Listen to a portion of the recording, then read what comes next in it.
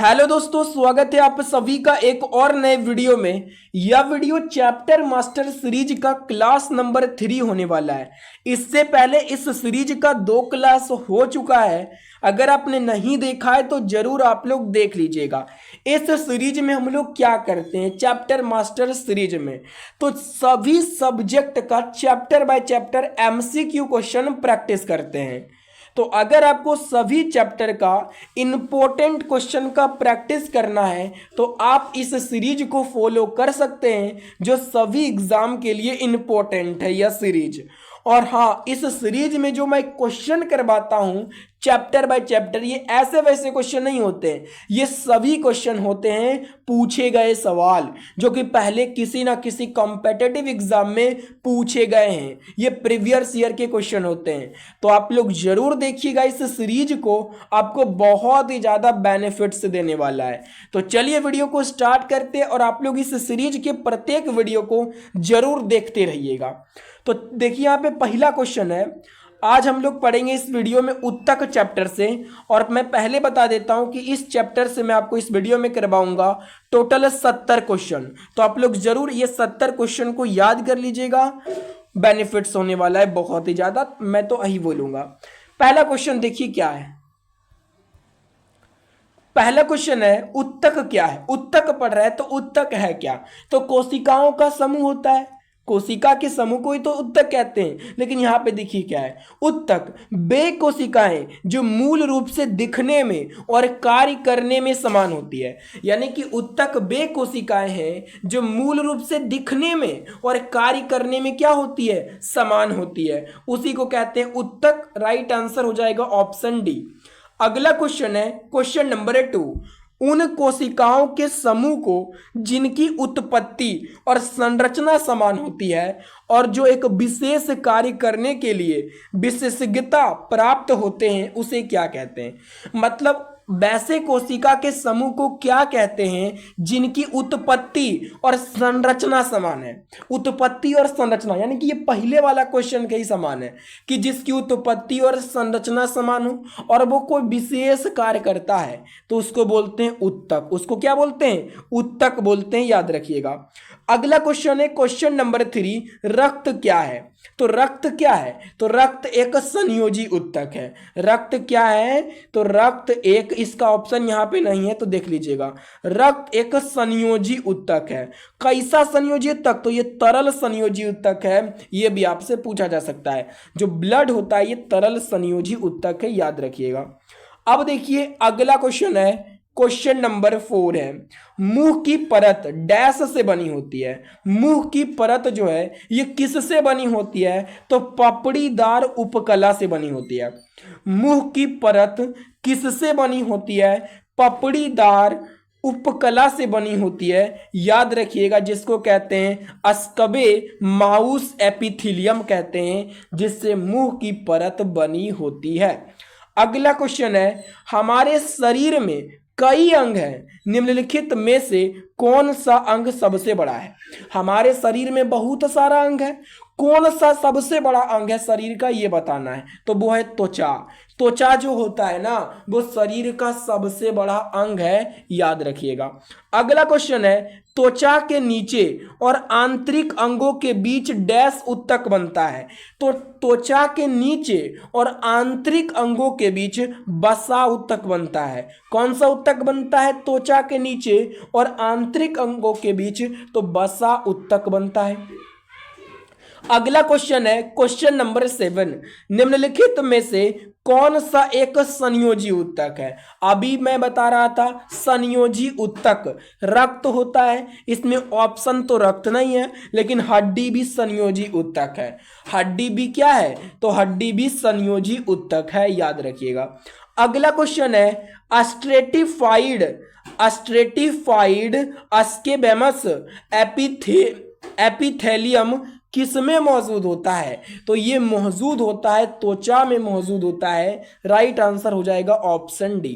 अगला क्वेश्चन है डैश उत्तक में मैट्रिक्स होते हैं और कोशिकाएं मैट्रिक्स में सन्निहित होती है।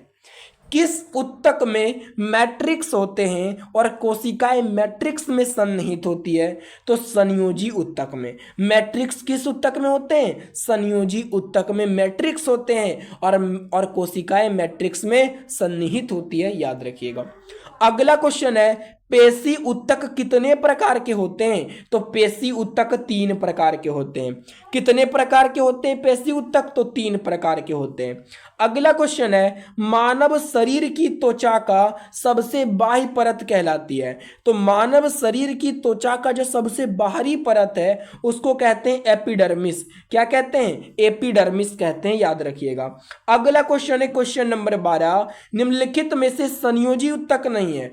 तो देखिए ऑप्शन से देखिए, मैंने बोला रक्त, ये तो संयोजी ऊतक होता है, पहले वाले क्वेश्चन में बताया था। अस्थि भी संयोजी ऊतक होता है, अस्थि बोले तो हड्डी, ये भी संयोजी ऊतक है। उपास्थि भी संयोजी ऊतक है, लेकिन तंत्रिका कोशिका ये संयोजी ऊतक नहीं है। ऑप्शन नंबर ए हो जाएगा। अगला क्वेश्चन है, क्या है? अस्केबेमस एपिथेलियम ऊतक फेफड़े के अलवेली और जानवरों के अन्य हिस्सों में पाया जाता है जहां डैश संकुचन और विश्राम होता है, जहां अस्थायी संकुचन और विश्राम होता है। ऑप्शन नंबर हो जाएगा ए। अगला क्वेश्चन है क्वेश्चन नंबर 14, किस प्रकार की कोशिका से त्वचा बनी है? त्वचा जो है ये किस प्रकार की कोशिका से बनी है? तो अधिचर्म कोशिका से। किस प्रकार की कोशिका से त्वचा बनी है? तो अधिचर्म कोशिका से त्वचा बनी है, याद रखिएगा। अगला क्वेश्चन है, डैश ऊतक के प्रकार ग्रंथियां बनाते हैं? किस ऊतक के प्रकार ग्रंथियां बनाते हैं? तो एपिथेलियम ऊतक के प्रकार ग्रंथियां बनाते हैं, याद रखिएगा। अगला क्वेश्चन है, जंतु कोशिकाओं में वृक्क बोले तो किडनी को यांत्रिक समर्थन प्रदान करने के लिए डैश एपिथेलियम इसकी आंतरिक परत निर्मित करता है। माने जंतु कोशिका में वृक्क को यांत्रिक सहायता कौन प्रदान करता है? कौन प्रदान करता है? तो आयत फलकी प्रदान करता है, जिसको बोलते हैं क्यूबॉइड, याद रखिएगा। अगला क्वेश्चन है, हिस्टामिन स्रावक कोशिकाएं डैश में पाई जाती है? तो हिस्टामिन स्रवण कोशिकाएं संयोजी ऊतक में पाई जाती है। किसमें? संयोजी ऊतक में। अगला क्वेश्चन है, अबकाशोतक डैश के बीच एक पूरक ऊतक का काम करता है। किसके बीच? तो त्वचा और मांसपेशियां के बीच ये काम करता है, याद रखिएगा। अगला क्वेश्चन है, डैश ऊतक ग्रंथियों का निर्माण करते हैं? ग्रंथि का निर्माण कौन सा ऊतक करता है? तो वाहिका करता है। ग्रंथि का निर्माण कौन सा ऊतक करता है? तो वाहिका ग्रंथि का निर्माण करता है, याद रखिएगा। अगला क्वेश्चन है, डैश ऊतक संवहन पूल बनाते हैं? संवहन पूल कौन सा ऊतक बनाते हैं? तो देखिए संवहन ऊतक 2 प्रकार का होता है, याद रखिएगा, जाइलम और फ्लोएम। ये संवहन ऊतक होता है, जाइलम और फ्लोएम। जाइलम क्या करता है? जल में जो पेड़ पौधा होता है उसमें जल का वहन करता है, और फ्लोएम खाद्य पदार्थों का वहन करता है, याद रखिएगा। अगला क्वेश्चन है, फ्लोएम डैश के अतिरिक्त निम्नलिखित में से अन्य सभी से मिलकर बना है? फ्लोएम डैश के अतिरिक्त और किससे मिलकर बना होता है? तो फ्लोएम जो है फ्लोएम वाहिका से मिलकर बना होता है। फ्लोएम वाहिका के अतिरिक्त निम्नलिखित में से अन्य सभी से मिलकर बना होता है। मतलब यहाँ पे क्या समझे आप लोग कि जो फ्लोएम होता है ये फ्लोएम वाहिका के अतिरिक्त इसको छोड़कर बाकी सभी से, अन्य सभी से मिलकर बना होता है। कौन? फ्लोएम ऊतक, जो कि पेड़ पौधों में खाना का परिवहन करता है, और जाइलम जल का परिवहन करता है, याद रखिएगा। अगला क्वेश्चन है, कौन सा अस्थायी ऊतक एक पौधे को कठोर और मजबूत बनाता है? कौन सा अस्थायी ऊतक है जो एक पौधे को कठोर और मजबूत बनाता है? तो स्क्लेरेनकाइमा, ये पौधों को कठोर और मजबूत बनाता है, स्क्लेरेनकाइमा। अगला क्वेश्चन है, निम्नलिखित में से कौन सा पौधों की बाह्य त्वचा का कार्य नहीं है? पौधों की बाह्य त्वचा का कार्य कौन नहीं है? तो प्रकाश संश्लेषण करना, ये पौधों की बाह्य त्वचा का काम नहीं है।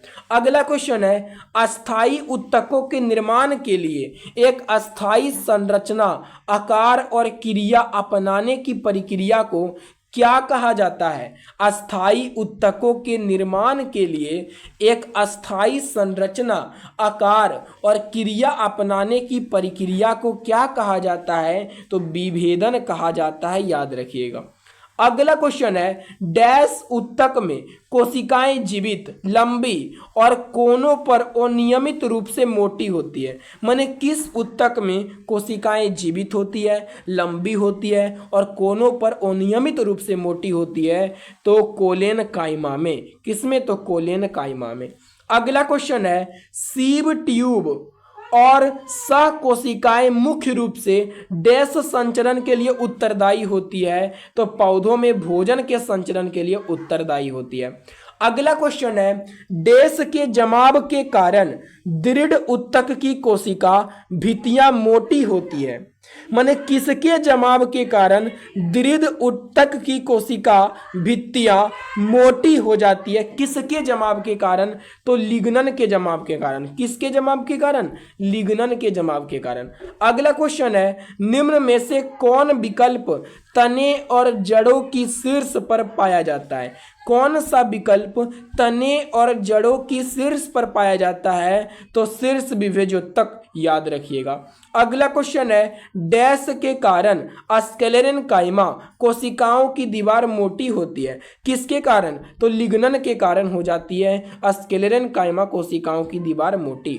अगला क्वेश्चन है, निम्न में से कौन सा सरल अस्थायी उत्तक है? तो सरल अस्थायी उत्तक जाइलम हो जाएगा, राइट आंसर बी हो जाएगा।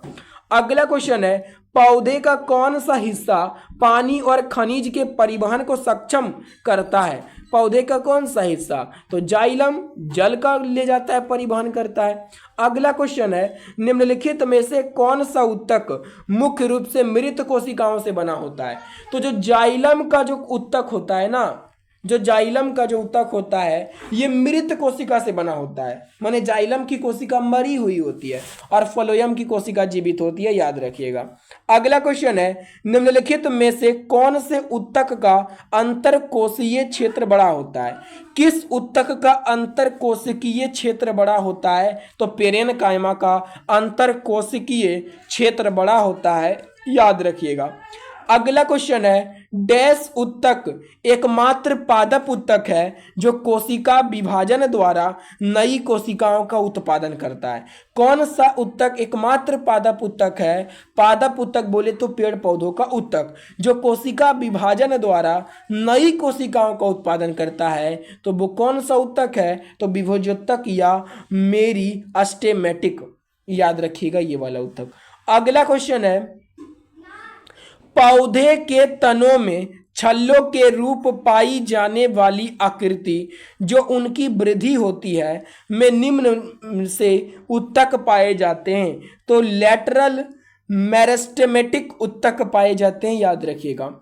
अगला क्वेश्चन है, डैश उत्तक कोशिकाएं अलग अलग प्रकार के अस्थायी उत्तक बनाने के लिए पृथक होती है? डैश उत्तक कोशिकाएं अलग अलग प्रकार के अस्थायी उत्तक बनाने के लिए पृथक होती है? तो विभेज्योत्तक उत्तक की कोशिकाएं होती है। अगला क्वेश्चन है, कोलेनकाइमा उत्तक की कोशिकाएं डैश से कोनों पर मोटी हो जाती है? कोलेनकाइमा उत्तक की कोशिकाएं डैश से कोनों पर मोटी हो जाती है? तो सेल्यूलोज और पेक्टिन से कोनों पर क्या हो जाती है? मोटी हो जाती है। अगला क्वेश्चन है 38 नंबर सवाल, रूट टिप या सूट टिप में कौन सा उत्तक पाया जाता है? तो रूट टिप या सूट टिप में विभेज्योत्तक उत्तक पाया जाता है। कौन सा? विभेज्योत्तक उत्तक पाया जाता है। अगला क्वेश्चन है, एक पौधे के तने या जड़ का घेरा किस कारण बढ़ता है? एक पौधे के तने या जड़ का घेरा किस कारण बढ़ता है? तो लेटरल मेरिस्टेम के कारण, मेरिस्टेम के कारण बढ़ता, याद रखिएगा। अगला क्वेश्चन है 40 नंबर सवाल, अग्रस्त मेरिस्टेम डैश के शीर्ष पर पाया जाता है। ये किसके शीर्ष पर पाया जाता है? तो तना और जड़े की शीर्ष पर पाया जाता है, अग्रस्त मेरिस्टेम, याद रखिएगा।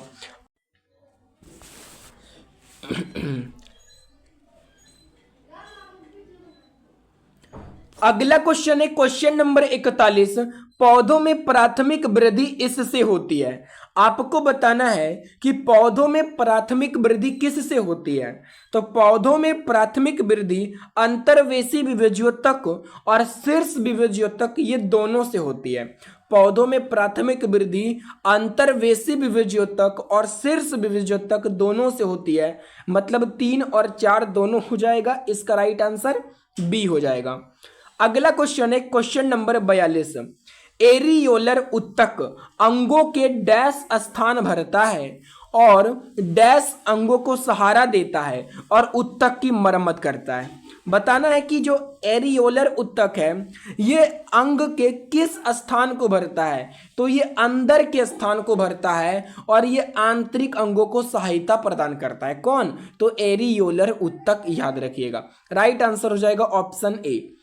अगला क्वेश्चन है निम्नलिखित में से किन उत्तकों में कोशिकाएं जीवित होती है, लंबी और कोनों पर अनियमित रूप से स्थूल होती है। किन उत्तक की कोशिकाओं में जीवित होती है, यानी कि किस उत्तक की कोशिका जो है जीवित होती है, लंबी होती है और कोनों पर अनियमित रूप से स्थूल होती है। तो कोलेन कायमा उत्तक की जो कोशिकाएं हैं वो जीवित होती है, लंबी और कोनों पर क्या होती है? अनियमित रूप से स्थूल होती है, याद रखिएगा। अगला क्वेश्चन है निम्न में से पौधों के उत्तक कोशिका विभाजन में सक्षम है। निम्न में से पौधों के उत्तक कोशिका विभाजन में सक्षम होते हैं। तो विभज्योतक, याद रखिएगा। ऑप्शन नंबर सी हो जाएगा। अगला क्वेश्चन है 45 नंबर। डैश की कोशिकाएं मृत होती है। किसकी कोशिका मरी हुई होती है? तो दृढ़ उत्तक की कोशिका क्या होती है? मरी हुई होती है। दृढ़ उत्तक की कोशिका मरी होती है। अगला क्वेश्चन है वनस्पति उत्तक का डैश परिपक्वता पर जीवित प्रोटोप्लाज्म धारण नहीं करता। वनस्पति उत्तक का डैश परिपक्वता पर जीवित प्रोटोप्लाज्म धारण नहीं करता। तो दृढ़ उत्तक पर। राइट आंसर हो जाएगा ऑप्शन नंबर सी। अगला क्वेश्चन है अंतर्वेशी विभज्योतक पाए जाते हैं। अंतर्वेशी विभज्योतक ये किस में पाए जाते हैं? तो पत्तियों के तल में पाए जाते हैं। राइट आंसर हो जाएगा ऑप्शन सी। अगला क्वेश्चन है निम्न में से कौन सा उत्तक युग्म संवहनी बंडल का गठन करता है? कौन से उत्तक का युग्म है जो संवहनी बंडल का गठन करता है? तो जाइलम और फ्लोएम उत्तक का युग्म ये संवहनी बंडल का गठन करता है, याद रखिएगा। अगला क्वेश्चन है साधारण अस्थाई उत्तकों के 3 प्रकार हैं। साधारण अस्थाई उत्तक के 3 प्रकार कौन कौन से हैं? तो पेरेनकाइमा, कोलेनकाइमा और स्क्लेरेनकाइमा, ये साधारण अस्थाई उत्तक के 3 प्रकार होते हैं। कौन कौन? पेरेनकाइमा, कोलेनकाइमा और स्क्लेरेनकाइमा, याद रखिएगा। अगला क्वेश्चन है 50 नंबर सवाल। किस प्रकार के उत्तक में एक समान कार्य करने वाली विभिन्न प्रकार की कोशिकाएं होती है? किस प्रकार के उत्तक में एक समान कार्य करने वाली विभिन्न प्रकार की कोशिकाएं होती है? तो जटिल उत्तक में एक समान कार्य करने वाली विभिन्न प्रकार की कोशिकाएं होती है, याद रखिएगा। अगला क्वेश्चन है पादप कोशिका भित्ति किससे बनी होती है? तो पादप कोशिका भित्ति सेल्यूलोज और पैक्टिन की बनी होती है। पादप बोले तो पेड़ पौधों की जो कोशिका भित्ति है वो सेल्यूलोज और पैक्टिन की बनी होती है, याद रखिएगा। अगला क्वेश्चन है 52 नंबर सवाल। डैश उत्तक का निर्माण मृत कोशिकाओं के संयोजन से होता है। किस उत्तक का निर्माण मरी हुई कोशिकाओं के संयोजन से होता है? तो स्क्लेरेनकाइमा। राइट आंसर हो जाएगा ऑप्शन नंबर ए। अगला क्वेश्चन है पौधों में फ्लोएम का कार्य होता है। पौधों में फ्लोएम का कार्य क्या होता है? फ्लोएम बोले ना कि संवहन उत्तक का प्रकार है, 2 प्रकार का, फ्लोएम और जाइलम। जाइलम का मतलब होता है जल का प्रभाव करना और फ्लोएम करता है ये खाद्य पदार्थों का प्रभाव। ऑप्शन नंबर ए हो जाएगा। अगला क्वेश्चन है डैश में कोशिकाओं को ढीला पैक किया जाता है ताकि बड़े अतः क्रियात्मक रिक्त स्थान मिल सके। किसमें कोशिकाओं को ढीला पैक किया जाता है? तो मृदोत्तक में। किसमें? तो मृदोत्तक में कोशिकाओं को ढीला पैक किया जाता है ताकि बड़े अंतः क्रियात्मक रिक्त स्थान मिल सके। अगला क्वेश्चन है, डैश में पतली कोशिका भित्ति के साथ अपेक्षाकृत गैर विशिष्ट कोशिकाएं होती है। किसमें पतली कोशिका भित्ति के साथ अपेक्षाकृत गैर विशिष्ट कोशिकाएं होती है? तो पेरेनकाइमा में। याद रखिएगा, पेरेनकाइमा में पतली कोशिका भित्ति के साथ अपेक्षाकृत गैर विशिष्ट कोशिकाएं होती है। अगला क्वेश्चन है 56 नंबर सवाल, अधिक अंतर कोशिकीय प्रसार के लिए डैश कोशिकाएं विरल रूप से संचरित होती है। अधिक अंतर कोशिकीय प्रसार के लिए कैसी कोशिकाएं जो है विरल रूप से संचरित होती है? तो कैसी? तो पेरेनकाइमा। पेरेनकाइमा कोशिकाएं ये विरल रूप से संचरित होती है अधिक अंतर कोशिकीय प्रसार के लिए। याद रखिएगा। अगला क्वेश्चन है, डैश उत्तक की कोशिकाएं बहुत सक्रिय होती है। किस उत्तक की कोशिकाएं बहुत सक्रिय होती है? इनमें घने कोशिका द्रव, पतली कोशिका रस भित्तियां, मुख्य नाभिक और कम रिक्तिकाएं होती है।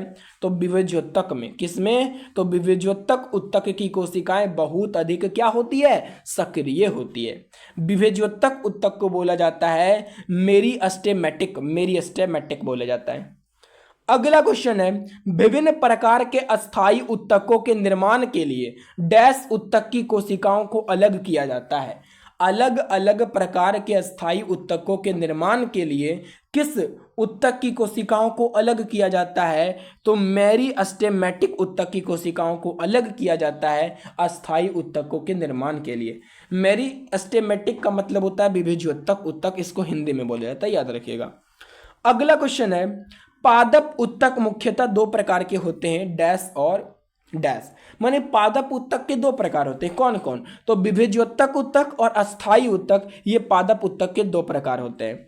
अगला क्वेश्चन है, डैश एक जटिल अस्थायी उत्तक है। एक जटिल अस्थायी उत्तक कौन है? तो फ्लोएम एक जटिल अस्थायी उत्तक है जो पेड़ पौधों में खाद्य पदार्थों का संवहन करता है।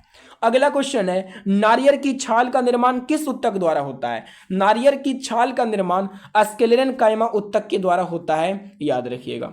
अगला क्वेश्चन है, निम्न में से कौन जाइलम का प्रकार नहीं है? जाइलम का प्रकार कौन नहीं है? तो सीब ट्यूब ये जाइलम का प्रकार नहीं है। याद रखिएगा। अगला क्वेश्चन है, पौधों में लचीलापन डैश उत्तक के कारण होता है। तो पौधों में जो लचीलापन आता है ना, वो कोलेनकाइमा उत्तक के कारण होता है। पौधों में लचीलापन किस उत्तक के कारण होता है? कोलेनकाइमा उत्तक के कारण होता है। अगला क्वेश्चन है, दृढ़ उत्तक डैश से बना होता है। दृढ़ उत्तक ये निर्जीव कोशिका से बना होता है। निर्जीव कोशिका माने जिसमें जीवन नहीं होता है। तो दृढ़ उत्तक किस कोशिका से बना होता है? निर्जीव कोशिका से बना होता है। याद रखिएगा। अगला क्वेश्चन है, रेगिस्तानी पौधों की बाह्य त्वचा जिसको बोलते हैं एपिडर्मिस, बाह्य त्वचा को क्या बोलते हैं? एपिडर्मिस में एक मोटी मोमी परत होती है। रेगिस्तानी पौधों की बाह्य त्वचा में किस प्रकार की एक मोटी मोमी परत होती है? तो कौन सी? तो क्यूटीन की एक मोटी मोमी परत होती है। रेगिस्तानी पौधों की बाह्य त्वचा में क्यूटीन की एक मोटी मोमी परत होती है। याद रखिएगा, क्यूटीन की परत होती है। अगला क्वेश्चन है, डैश वृक्षों में सामग्री के परिवहन उत्तकों को क्या कहा जाता है? डैश वृक्षों में सामग्री के परिवहन उत्तक को क्या कहा जाता है? तो सामग्री के परिवहन उत्तक को संवहनी उत्तक कहते हैं। संवहनी उत्तक क्या होता है? मैंने बोला ना दो प्रकार का होता है, जाइलम और फ्लोएम, जो कि परिवहन करता है। तो भाई तो बोला था कि संवहनी उत्तक के वृक्षों में सामग्री के परिवहन उत्तक को क्या बोला जाता है? संवहनी उत्तक बोला जाता है। याद रखिएगा। अगला क्वेश्चन है, एक वृक्ष की बाहरी संरक्षित परत होती है। एक वृक्ष है, उसकी बाहरी संरक्षित परत क्या होती है? तो बक्कल होती है। क्या होती है? सॉरी, बल्कल होती है। बल्कल। तो एक वृक्ष की बाहरी संरक्षित परत होती है, बल्कल होती है। याद रखिएगा। अगला क्वेश्चन है, देखिएगा क्या है, एक्वारेजिया में अम्लों का अनुपात। एक्वारेजिया जो होता है ना, इसमें अम्लों का अनुपात बताना है। तो एक्वारेजिया में होता है हाइड्रोक्लोरिक अम्ल, क्या होता है, HCl होता है, और नाइट्रिक अम्ल HNO3 होता है एक्वारेजिया में, जिसको अम्लराज कहते हैं। इसमें होता है हाइड्रोक्लोरिक अम्ल और नाइट्रिक अम्ल होता है। इसमें अम्लों का अनुपात पूछा है ना, हाँ इसमें यह पूछना चाहिए कि हाइड्रोक्लोरिक अम्ल और नाइट्रिक अम्ल का अनुपात कितना होता है। देखिए हाइड्रोक्लोरिक अम्ल होता है 3 के अनुपात में और नाइट्रिक अम्ल होता है 1 के अनुपात में, तो 3:1 हो जाएगा। हालांकि इसका ऑप्शन सी भी हो सकता था, क्वेश्चन ही अच्छा से नहीं पूछा है। अगर देखिए मैं आपको बता देता हूं, अगर ऐसे पूछे कि एक्वारेजिया में बताओ कि हाइड्रोक्लोरिक अम्ल और नाइट्रिक अम्ल का क्या अनुपात है, तो 3:1 होगा। सबसे पहले हाइड्रोक्लोरिक अम्ल बोलेगा और फिर बाद में नाइट्रिक अम्ल, तो 3:1। लेकिन अगर ऐसे पूछेगा कि एक्वारेजिया में नाइट्रिक अम्ल और हाइड्रोक्लोरिक अम्ल का अनुपात, तो नाइट्रिक अम्ल होता है 1 के अनुपात में, हाइड्रोक्लोरिक अम्ल 3, तो 1:3 हो जाएगा, है कि नहीं, याद रखिएगा। अगला क्वेश्चन है, उत्तक विज्ञान में किसका अध्ययन होता है। उत्तक विज्ञान में किसका अध्ययन होता है ये बताना है। तो उत्तक विज्ञान में उत्तकों का अध्ययन होता है, नाम है उत्तक विज्ञान, तो उत्तकों का नहीं अध्ययन होगा, याद रखिएगा। और लास्ट सवाल है उत्तक चैप्टर से 70 नंबर सवाल। उत्तक है एक क्या है, उत्तक जो है ये एक प्रकार का क्या है, तो समान कोशिकाओं का समूह है। कोशिकाओं के समूह को क्या बोलते हैं, उत्तक बोलते हैं। देखिए सब इंपॉर्टेंट क्वेश्चन है, पूछा गया सवाल है। तो ये थे 70 सवाल उत्तक से। अगर आपने ये सभी क्वेश्चन को ध्यान से कर लिया तो उत्तक चैप्टर से अगर आपके एग्जाम में क्वेश्चन पूछे जाते हैं तो इसी वीडियो से पूछे जाएंगे, क्योंकि सभी इंपॉर्टेंट क्वेश्चन मैंने आपको इस वीडियो में करा दिए। और इसी तरीके से चैप्टर सीरीज को फॉलो करने के लिए चैनल को भी सब्सक्राइब कर लीजिएगा, और इसी तरीके की एक एक वीडियो को इस सीरीज का आप लोग देख लीजिएगा, बहुत ही ज़्यादा फायदा होने वाला है। और इसे अपने दोस्तों में भी एक बार